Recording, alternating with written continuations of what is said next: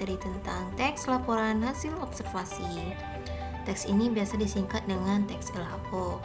Teks laporan hasil observasi memuat materi tentang A. Pengertian, ciri, dan informasi. Yang kedua, interpretasi teks laporan hasil observasi. Yang ketiga, struktur dan kaidah kebahasan teks laporan hasil observasi. Dan yang keempat adalah penyusunan teks laporan hasil observasi. Kita masuk di poin yang pertama, yaitu pengertian, ciri-ciri, dan informasi dalam teks laporan hasil observasi. Pengertian.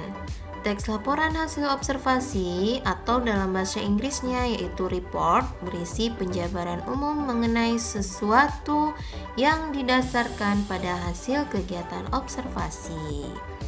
Nah, maksudnya kegiatan observasi itu adalah kegiatan pengumpulan data atau informasi melalui pengamatan langsung atau peninjauan secara cermat di lapangan atau lokasi pengamatan.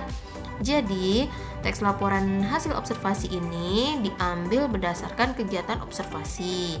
Ya, kegiatan ini dilakukan untuk memperoleh informasi tentang tingkah laku, keadaan, kondisi, atau situasi dari objek yang diteliti.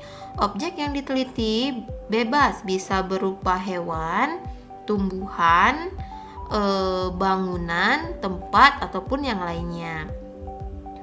Ciri-ciri teks laporan hasil observasi yang pertama adalah bersifat objektif, artinya adalah tidak ada unsur perasaan dalam membuat teks laporan hasil observasi. Semuanya berdasarkan data, fakta yang ditemukan pada saat pengamatan. Yang ketiga, tidak mengandung hal-hal yang bersifat menyimpang atau dugaan-dugaan yang tidak tepat atau pemihakan terhadap sesuatu. Yang terakhir, ditulis secara lengkap sehingga pembaca dapat memahami apa yang ditulis dalam teks laporan hasil observasi. Oke, selanjutnya informasi dalam teks laporan hasil observasi merupakan fakta yang ditemui pada objek yang diamati. Seperti yang telah disebutkan sebelumnya, fakta adalah peristiwa yang benar-benar terjadi. Fakta menunjukkan kebenaran informasi. Fakta merupakan pernyataan yang tidak terbantahkan kebenarannya. Pernyataan tersebut berupa kalimat yang ditulis berdasarkan kenyataan, peristiwa, atau keadaan yang benar-benar terjadi secara objektif. Contoh teksnya bisa dilihat di buku elektronik bahasa Indonesia terbitan Kemendikbud halaman 16 dan 17. Ada judulnya yaitu The Topeng Museum Angkut. Teks ini memberikan informasi fakta tentang keadaan dan jenis-jenis yang ada di Museum Angkut. Ketiga, interpretasi teks laporan hasil observasi dapat dilakukan dengan dua cara. Yang pertama, membuat ringkasan, dan yang kedua adalah membuat simpulan teks laporan hasil observasi.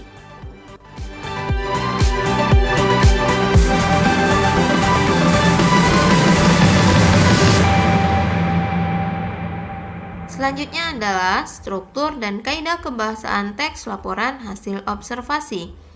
Dalam teks laporan hasil observasi ada 3 struktur. Yang pertama adalah pernyataan umum, yang kedua deskripsi bagian, dan yang ketiga adalah deskripsi manfaat. Pernyataan umum biasa letaknya di awal paragraf. Kalau teksnya terdiri dari beberapa paragraf, biasanya paragraf pertama. Nah, pernyataan umum memuat gambaran objek yang dikaji secara umum berupa kalimat definisi, biasanya seperti yang ada di dalam contoh. The Topeng adalah salah satu tempat wisata yang terletak di Kota Batu, Jawa Timur. Di sini, hal yang dinyatakan secara umum adalah The Topeng. Bahwasanya The Topeng itu adalah salah satu tempat wisata. Nah, di sini mengenalkan secara umum dari objek yang dikaji. Yang kedua adalah deskripsi bagian. Deskripsi bagian ini menjelaskan tentang kelompok-kelompok ataupun jenis-jenis bagian-bagian daripada objek yang diteliti atau yang diobservasi. Seperti di contoh ini, ada beragam jenis topeng di museum ini. Topeng-topeng tersebut dapat dikelompokkan menjadi dua bagian berdasarkan bahan dasarnya. Nah, di sini jelas bahwasanya teks ini menjelaskan atau menggambarkan tentang kelompok-kelompok daripada objek yang diteliti.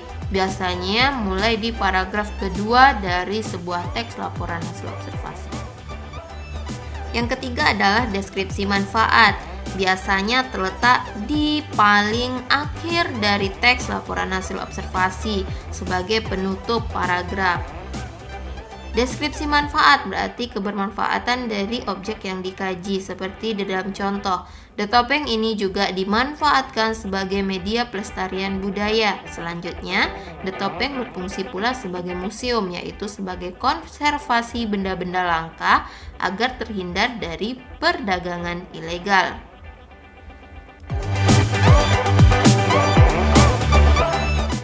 Kita masuk ke kaidah kebahasaan. Ada 4 kaidah kebahasaan dalam teks laporan hasil observasi.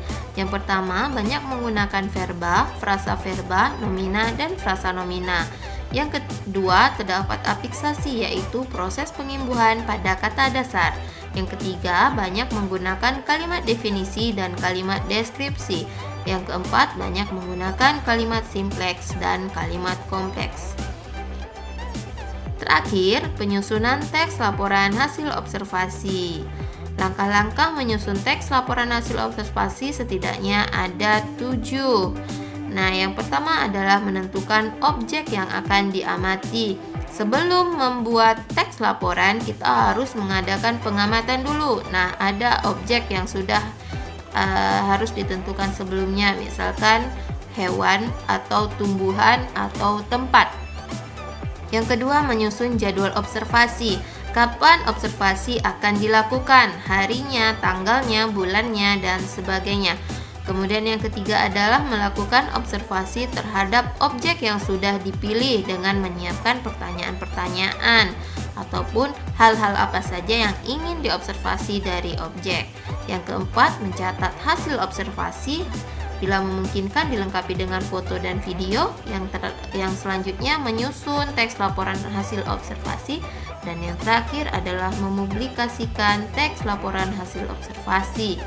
Bisa di majalah dinding, majalah sekolah, blog, ataupun di media cetak. Oke, demikian dulu penjelasan mengenai teks laporan hasil observasi. Terima kasih. Wassalamualaikum warahmatullahi wabarakatuh.